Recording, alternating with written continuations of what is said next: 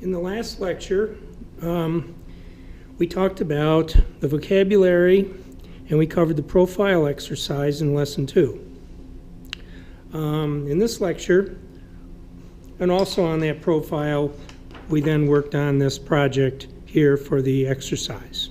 So now in this lecture, we're going to work on the everything on this page, basically, and we're going to start out with the Project 1 student portrait.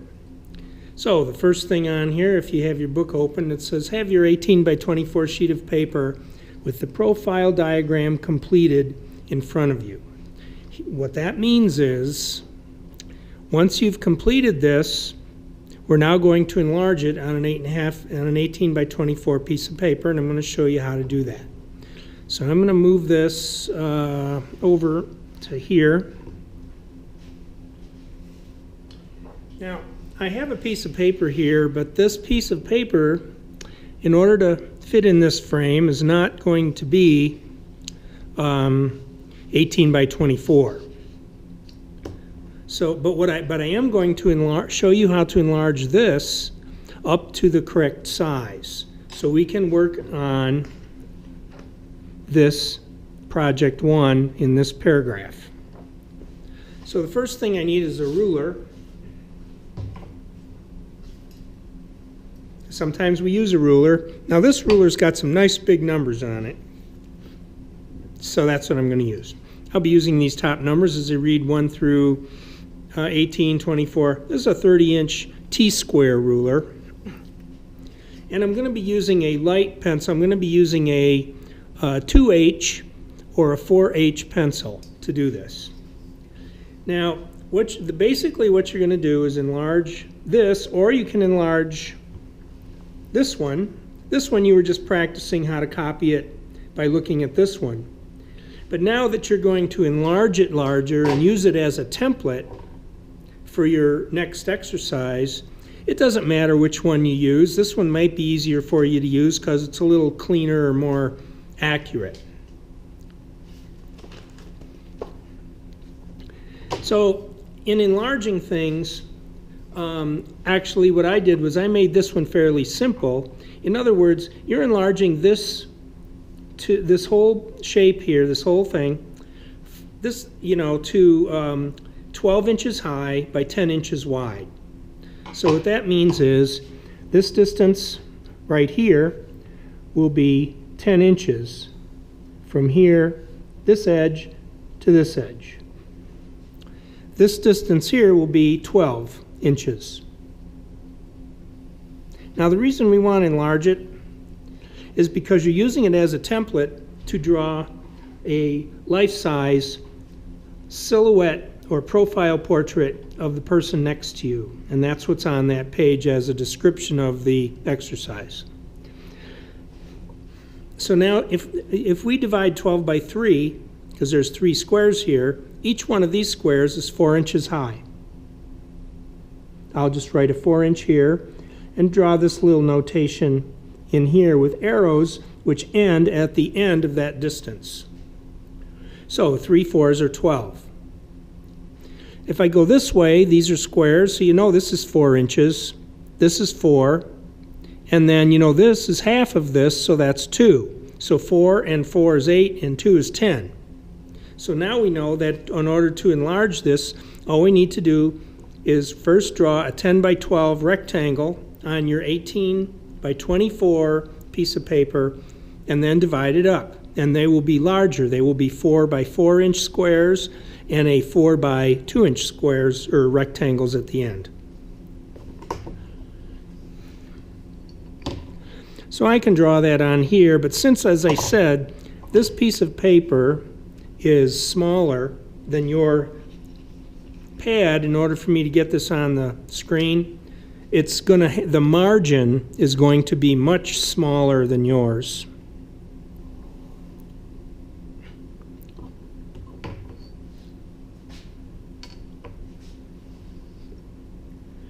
Now again, as we talked about in the first lesson, as far as drawing parallel lines, when we drew those parallel lines across the paper, you notice how that skill may help you here when you try and visually measure the distance to see if you're getting this straight. If you aren't sure if you're getting the ruler straight, you can actually put the ruler over here. Once you draw one line, the rest is drawn from that. This is a 10-inch line that's parallel with the top of the page. It's about 3 1/8 from this edge of the paper on mine. Yours is going to be a lot wider. So I can make a 3 1/8 inch mark down here, and then if I connect that mark with the end of this line, I'll have a fairly straight and parallel line to the edge of the paper. Now I need to measure that so that it's 12 inches, so I'm going to start the ruler at that line and then line it up with this mark down here and make this 12. Now I'm just going to quickly finish this off because we're just duplicating that. Because this gets a little big and I want to make sure that we kind of can see what I'm doing here by fitting all this in the frame, so I'm simply just trying to finish this off first, and now I'll get it back in here. Well, I'm going to have to put it this way.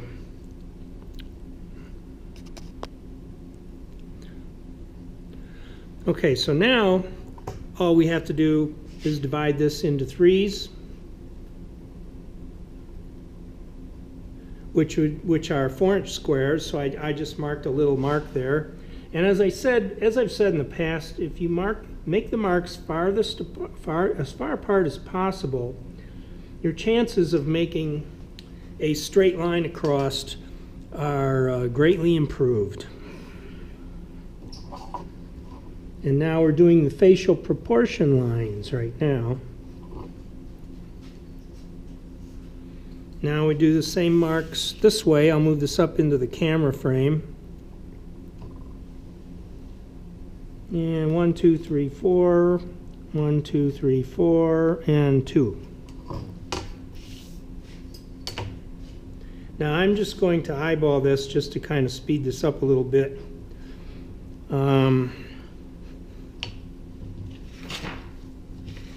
Rather than doing all that measuring, I can get it pretty close using my parallel line spacing, and I just keep looking at it as I'm drawing and get it lined up. So this is the proportional enlargement of this to 10 inches by 12. Now I drew this with a 3H pencil, and now you're just copying this because you want, you're actually going to be drawing right on top of this with a softer pencil, so you're just making what's known as a template for you to follow, just like you did in the last lesson, so that you can kind of get the features in the right place. So it doesn't have to be dark, you know. And again, you're going to have a lot more space around your drawing than I do because I had to use a smaller piece of paper here. And all I'm trying to do again is get an average kind of layout here. Okay, so that layout's done. Now, if I go back to the next part, it says, now that you've completed the profile diagram with a hard pencil, you're ready to draw the student next to you over the diagram. You're taking turns drawing each other. So I have a darker pencil now. This is a 4B. And since I don't have anybody to draw in front of me, I'm just going to kind of copy this one. So if I was doing this drawing, I would be, you know, this person has a hairline, the hair is sticking out, their forehead is a little different. Now, the first thing I'm looking at here is if I was to line up my pencil, you notice how what I'm looking for is the brow ridge. You notice how the brow ridge and the chin line up. So I'm looking at a line straight down here. Now the nose, and I'm judging how far out. Now it looks like the upper lip sticks out a little farther, and the nose sticks out farther. So theirs sticks out farther than my average diagram that I had on this page. And it's different. as your student, the student next to you will be different. So I'm going to start out with the brow ridge. If I leave the nose here, that's going to have to come way in here. And so my brow ridge is going to be back here. Now, if my brow ridge, and again, everyone is slightly different, but the thing is it's going to be pretty much in the same general location. It just can be in or out, and that's what you're learning how to do here.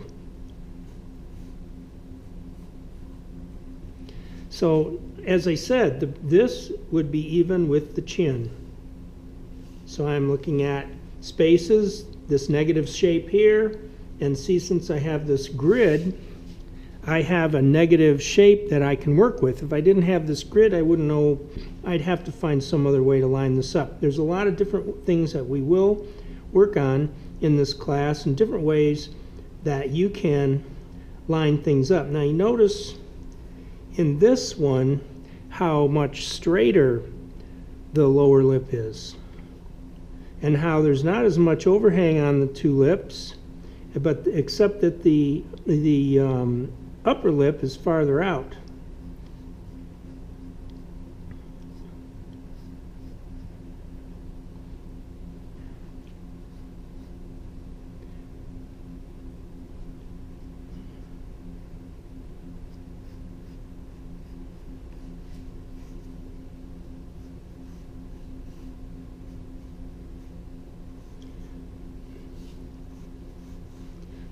Now, at this point, and you notice how I'm drawing it darker and how my template is very light. And that's what you should be doing. Now, this is a drawing where you can, you want to get involved in that, and as much time as you need to get most of the features. Now, we won't be using anything else except the silhouette line. But, you know, it might be more fun to draw the whole thing. It depends on how much time your instructor gives you. There's you know, and how much practice you want to do with this. So we can go in and we could do a little of this, but you know, a lot of these things we haven't really worked on yet, or we don't know that much about it. So in that case, some of this might be a little difficult. So in that case, that's not really needed in this lesson. But again, if you want to work on that and you have some extra time, you should go ahead and give it a try. But again, what we need is the detail of detail of this profile right here to get it as accurate as possible, and the distances from the brow ridge to the tip of the nose and to the mouth and whatever. Now, we don't need any more of the hairline. Although if you wanted to draw some of that in, you could, but we really don't need that. And you notice that with the hairline, the hair ends up being way back here and out over the top, about like this. Because the hair does take up quite a bit of space. What this matrix represents is the skull itself. But again, in this class, all we're interested in is learning how to build simple geometric shapes that will underlie some things so you can learn about positive and negative space, and that's how you're learning how to judge these distances here. Okay, so now we're all done with this paragraph. Now on another sheet of 18 by 24 paper, you draw a 12 by 12 inch square in the middle of the paper. Using a light table, trace the profile on the right side of the square as positioned in the example below. So I'm going to leave this here, and I have a full sheet of paper, which I can't really get in this whole thing but this is a full sheet of your paper with a 12 by 12 square drawn in the middle. So now this represents this black line. So now this, if this was on a light table, you would be able to see through here, and I'm not sure how much of the camera can show this through. I can barely see it, but it's right about here. And I'm just going to lightly draw over it from what I can see.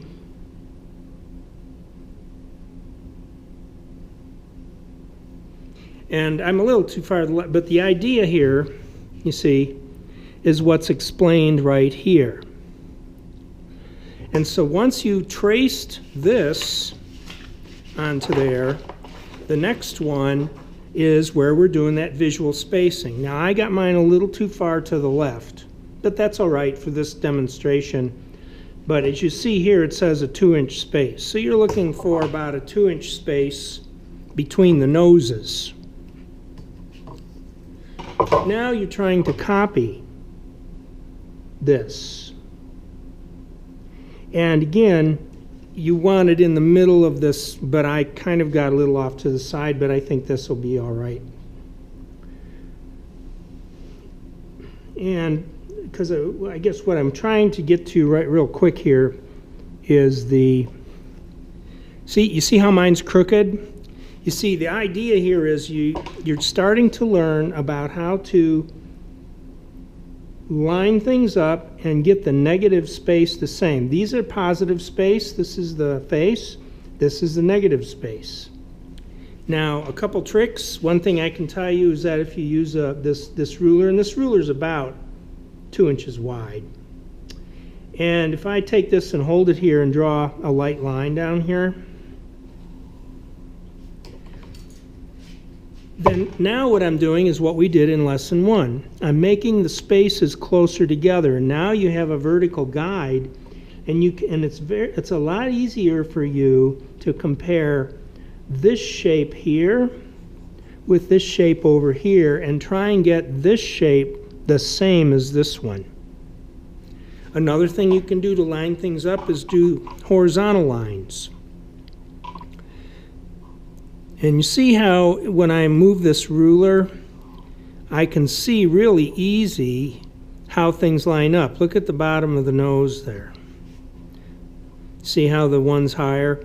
So it's very easy, and look at the lips. See that? Look at that one shows up, and this one isn't even showing up yet. There it is.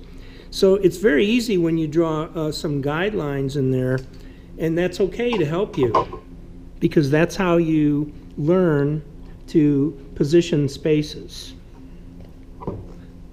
So that you'll be working on that section, and that is this whole paragraph here. So once that is finished, and this is in the center of this rectangle and this square, then you're going to be given another piece of better rag paper